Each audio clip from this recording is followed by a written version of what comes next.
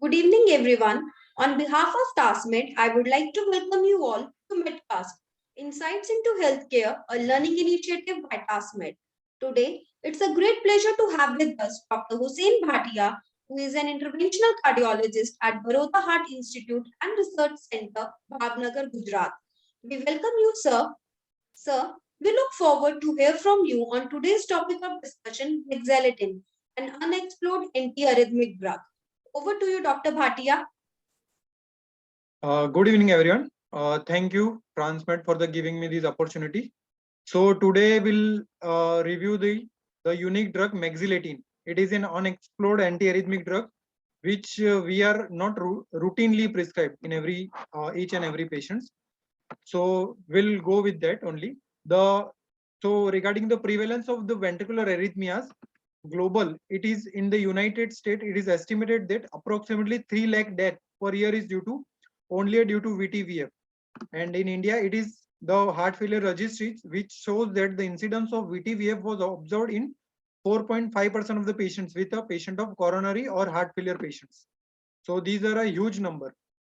So currently the therapeutic strategies for the management of is antiarrhythmic drugs. These are all we know. First line management for the VTVF or any kind of VT storm. These are the inexpensive, rapid effect and decrease the frequency of ICD shocks. We know the contraindication and side effect of each antiarrhythmic drugs, and lifelong therapy is needed as a disadvantage. Other is the implantable cardioverter defibrillator ICDs. It is for the secondary prevention of the VT or for the primary prevention of the ischemic and non-ischemic VT. It is considered as the class 2 indication for the primary prevention. Obviously, there was a mortality benefit was there, a strong mortality benefit, and the disadvantage include it does not prevent the VT. It only helps when there was a VT and it terminates the VT episodes. So during every termination of the VT, there was increased mortality with every shock, and infection and procedural complications are different apart from routine. So the third is the catheter ablation. In a structurally normal heart, VT can be ablated. So regarding the VT storm, recurrent idiopathic VT or VT arising from the RVOT tract, right ventricular outflow tract, or fascicular VT, these are all the catheter ablation. We can do catheter ablation and 99% of the patients are cured. They don't need any antiarrhythmic drug lifelong. So the advantage include reduce VT burden and reduce the frequency of ICD shock and decrease the need for antiarrhythmic drugs. In the disadvantage is invasive procedural complications and potential need for repeat procedures. There may be a repetition of the procedures if there was not successful. The last resort is sympathetic denervation, cut down the sympathetic activity so that we can reduce the VT episode and VT burden. It is only used in refractory VT or post MI. There was a refractory VT unresponsive to antiarrhythmic drug or catheter ablation. Then this can be a last resort. The reduced VT burden and frequency of ICD shock, there was a limited evidence, and same invasive and procedural complications are there. So these are the classification of antiarrhythmic drug. As we know that the Vaughan-Williams classification, class 1, 2, 3, 4. Class 1 is sodium channel blocker. It is divided into 1A, 1B, 1C regarding the potency of the sodium channel. Class 2 is beta blocker. Class 3 is potassium channel blocker, which we use routinely. And the class 4 is calcium channel blocker. So class 1A is moderately effective sodium channel blocker. The drugs are quinidine, procainamide, disopyramide. It increase the action potential duration. So the limited benefit is it increase the QT prolongation. So not used in QT prolongation, Torsades de Pointes, etc. So the recommendation is AF and WPW syndrome and certain type of VTs that can be treated with class 1 agents. Class 1B agent is there was a weak sodium channel blocker and it decreased the action potential duration. The wonderful drug are lignocaine and mexilatin. One is available as IV formulation and other is oral. It is used in post-MIVT, Torsades de Pointes, and idiopathic ventricular tachyarrhythmias. Class 1C is strong sodium channel blockers like flecainide and propafenone that can be used in paroxysmal AF and sustained VT in structurally normal heart. So class 2B is like a beta blocker. It is propranolol, metoprolol, atenolol, ismolol. These are all used as AV nodal blocking drug used in sinus tachycardia, SART, or AVNRT, AVRT cases. Class 3 is potassium channel blocker, amiodarone, sotalol, dofetilide, and butylide. Amiodarone can be used in LV dysfunction patient also. So there's a wide range of indications in this class. Ventricular and supraventricular arrhythmias all can be tackled. Class 4 is calcium channel blocker like dilzem and verapamil that can be only used in paroxysmal AF or paroxysmal supraventricular tachycardias. Other drugs like adenosine, digoxin, magnesium sulfate, these are not indicated. These are not coming in antiarrhythmic drug. These are all other indications are there in each and every drug. So currently we are focusing on mexiletine that is approved in ventricular tachyarrhythmias, US FDA for the treatment of ventricular tachyarrhythmias by DCGI. It is existing or anticipated ventricular arrhythmias and ectopic beats such as those found after MI and ischemic heart disease. For the arrhythmias induced by the drug like amiodarone, that can also be used controlled with mexiletine due to QT prolongations. And for the idiopathic IRVT, that can be also tackled with mexiletine. So these are the ACC Heart Rhythm Society guideline for the recommendation. 2017 and 2015 guideline shows mexiletine is among the recommended antiarrhythmic agent to prevent or treat the ventricular tachyarrhythmias or ventricular fibrillation. The 2014 guidelines include mexiletine is among the recommended antiarrhythmic drug in a patient suffering from symptomatic non-sustained VT on adequately dosed beta blocker and calcium channel blocker so as to improve the symptoms related to arrhythmias episode. It is considered as a class 2B indication for NSVTs.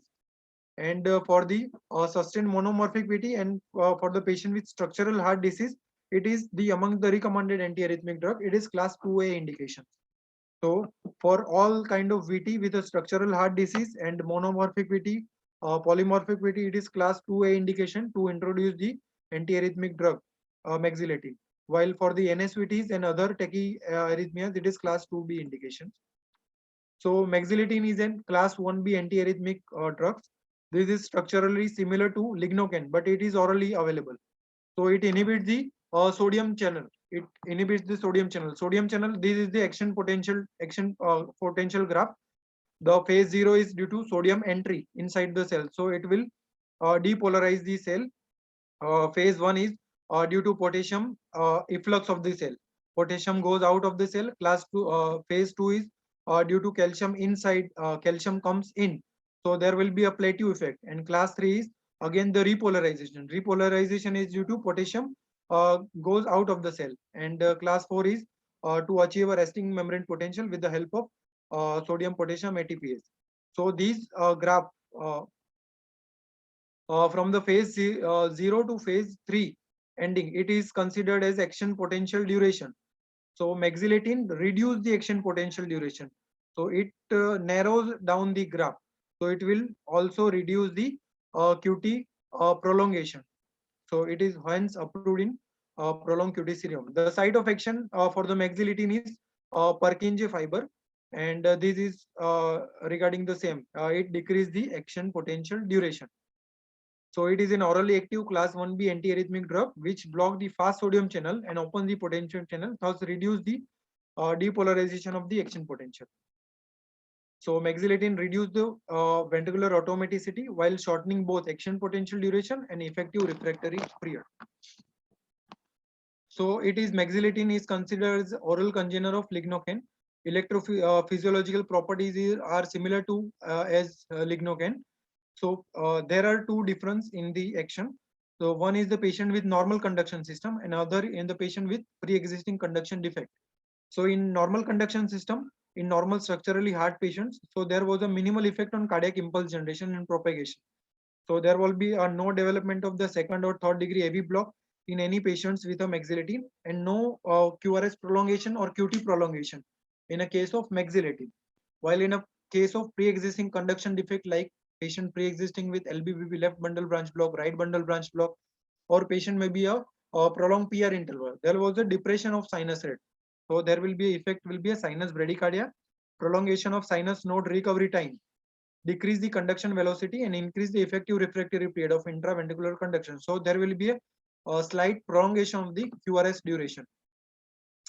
So among all the antiarrhythmic drug available today, so minimal effect on electrophysiological property is seen with mexiletine only.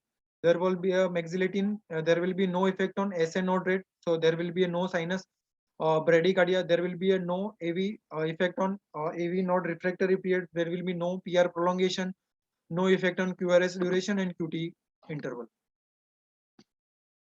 While amiodarone has many effect on these electrophysiological property in the heart. So there will be a reduce the heart rate. It will be increase the AV node refractory period. So there will be high chance to go with a AV block in a patient who are on amiodarone. So PR prolongation, there will be a variable. QRS is already prolonged and QT interval is prolonged by amiodarone.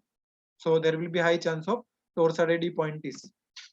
So mexiletine, there will be no effect on hemodynamic also. So there will be no effect on heart rate, etc. So there will be a small and usually not statistically significant, usually decrease in cardiac output.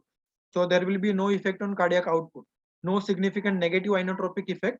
So it can be given in patient with a LV dysfunction also. Blood pressure and pulse rate remain essentially unchanged. There will be mild depression of myocardial function similar to that produced by lignocaine and has occasionally only with IV therapy with a patient with cardiac disease. So coming to the pharmacokinetic properties of mexiletine, the absorption is well tolerated, 90% absorbed from the GI tract and peak blood level is achieved in 2 to 3 hours.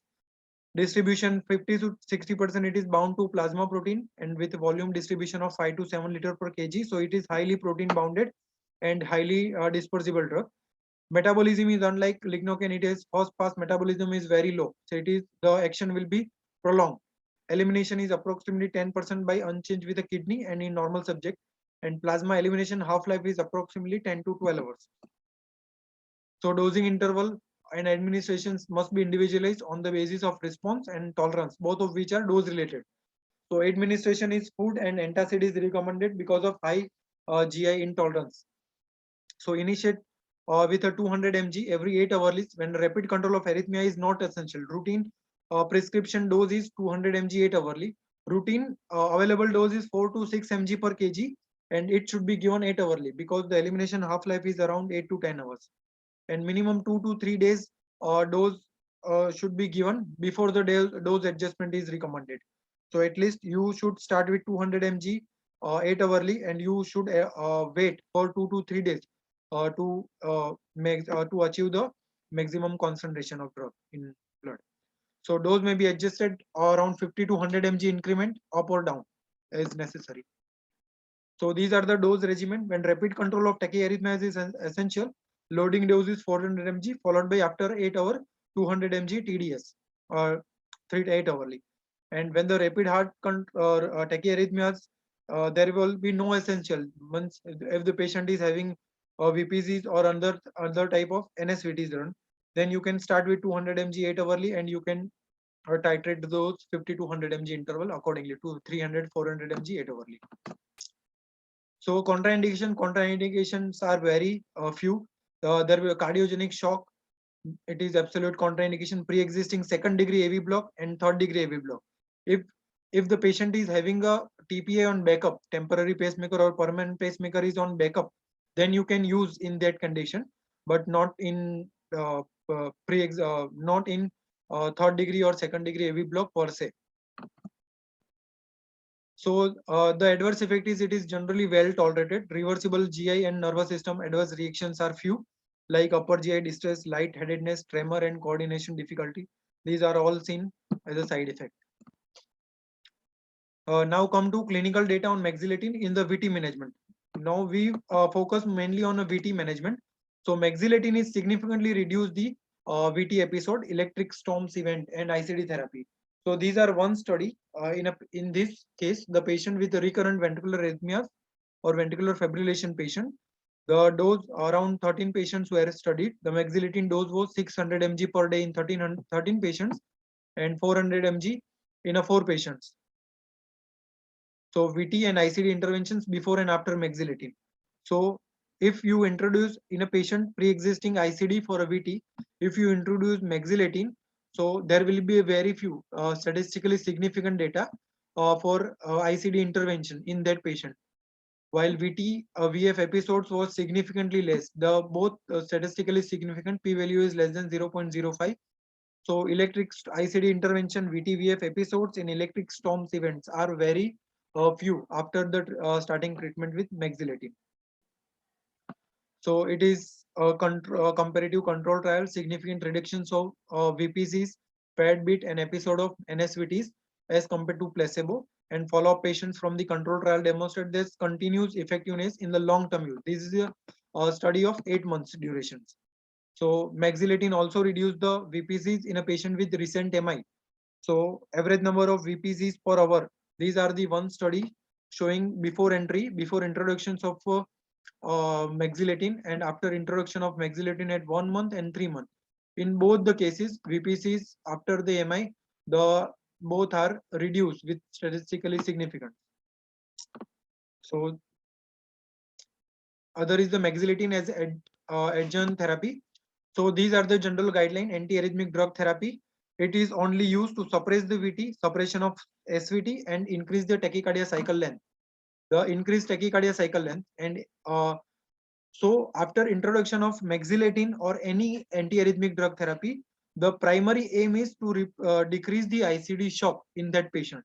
And if the drug is approved and there is very minimum side effect, then we can continue in that patient to reduce the ICD shock, like appropriate and inappropriate. So it will eventually improve the quality of life and decrease the consumption of healthcare resources and hospital admission. And also antiarrhythmic drug therapy increase the tachycardia cycle length. So the VT may be not so high rate. It is around 100 to 120 rate. So VT can hemodynamically both well tolerated and can be treated with anti-tachycardia pacing also with the pre-existing device. So the antiarrhythmic drug therapy is indicated in also the patient with ICD or any kind of AICD and with recurrent VTVF, inappropriate or appropriate shock. So mexiletine reduce the VTVF episode in a patient with ICD. These are the one study which showing the 29 patients were studied, and here we can see that all these are reduced with the use of mexiletine 1 month, 3 month and therapy. VTVF episode was also reduced, total shocks, appropriate shocks, ATP, electric storms, all are reduced with the use of mexiletine therapy, and this is done for the follow-up of 12 months study. This is the other study showing the mexiletine as combination therapy to amiodarone in a case of refractory VT. So refractory VT, we have no option. We have to up titrate the dose and we have to add the another drug to reduce the VT episode. So patient with refractory recurrent VT, 9 patients were studied. Treatment protocol is day 1 and day 2 is mexiletine 1000 mg 24 hourly and amiodarone 1500 mg over 24 hours with oral amiodarone. And from the 3 days, this IV treatment is discontinued and mexiletine oral and amiodarone oral was started, and this is the 6-month follow-up. So total suppression of VT within 3 days is approximately 33%. And at the end of 7 days, it is approximately 66% of the patient, there will be a suppression of VT. So there will be a successful study, beneficial association of mexiletine with amiodarone for the treatment of refractory ventricular tachyarrhythmias. So these are the drug. So mexiletine is also studied for the QT interval. So the congenital long QT syndrome like 1, 2, 3, all can be given mexiletine, while amiodarone is not advisable. So the mexiletine and beta blocker, both of these drugs are indicated in a case of long QT syndrome, congenital long QT syndrome.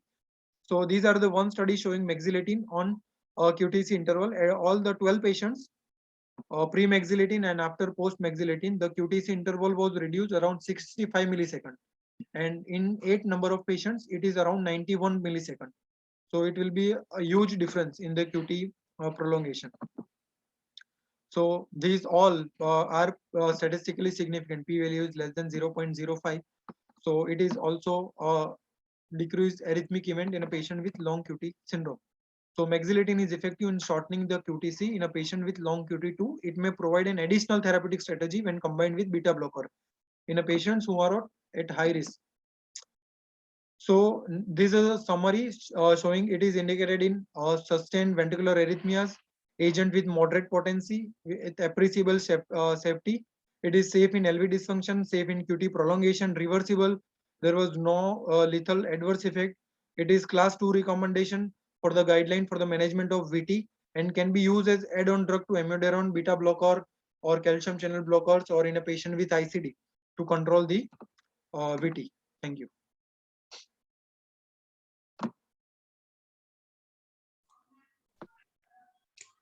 I would like to request all my attendees, if in case they have any question, kindly write down onto the chat box.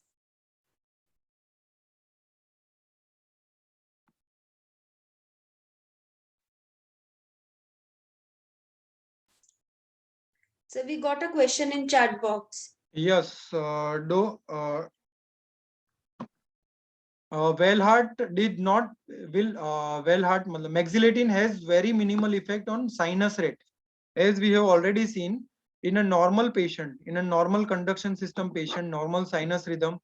There will be no prolongation of QT interval. There will be no prolongation of PR interval. There will be no prolongation of QRS duration, and there will be no effect on sinus rate in normal patients. While in a patient with pre-existing LV block, like left bundle branch block, right bundle branch block, in a patient with bifascicular or trifascicular block, there may be a chances that the heart rate will be lower with the use of mexilatin. So we'll have to titrate the dose accordingly. How many days it will be continued? We can continue it. The study had done for a long period, like the in these all the study, it is around 2 to 3 years. Though, so for 2 to 3 years, it will be a safe, and it can be a, considered as a lifelong therapy in patients who are having a, as we have already discussed this in slides. Those who are ICD therapy with a runs of NSVTs are there in a case of multiple VPCs and patient is symptomatic with the VPCs. Then we can tolerate the, if the patient is tolerating the dose, there are very minimal adverse effects. So we can give this therapy as a lifelong therapy also. Okay. Which are the drugs are contraindicated? Sorry, I can't get your question.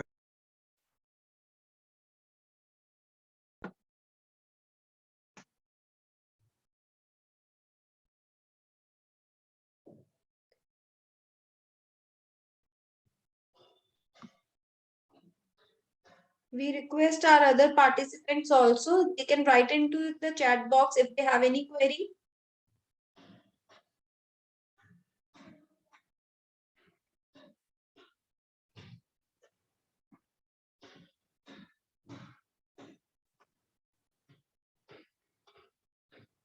Yes, the starting dose of mexilatin is 200 mg 8 hourly. It is 8 hourly dose, and you can up titrate the dose according to the patient profile.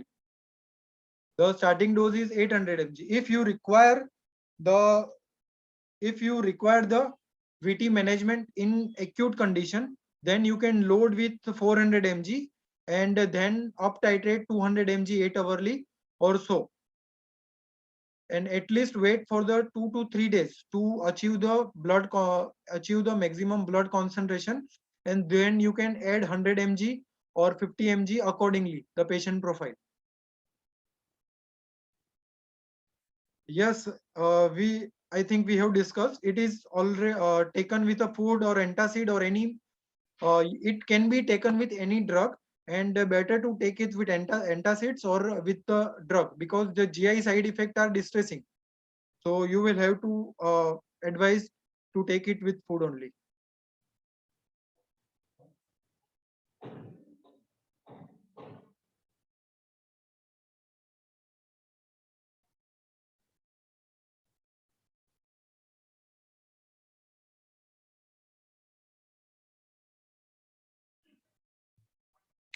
I feel, sir, we have taken all the queries.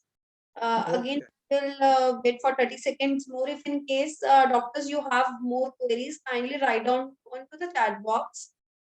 Another 30 seconds we will wait. Okay, no issue.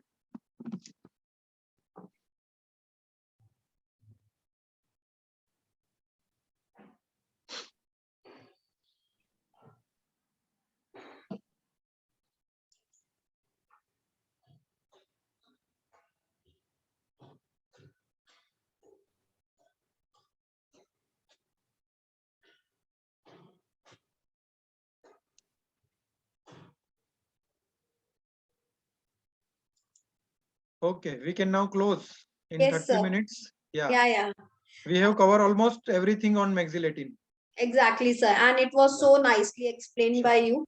And the question and answers are already being taken with us.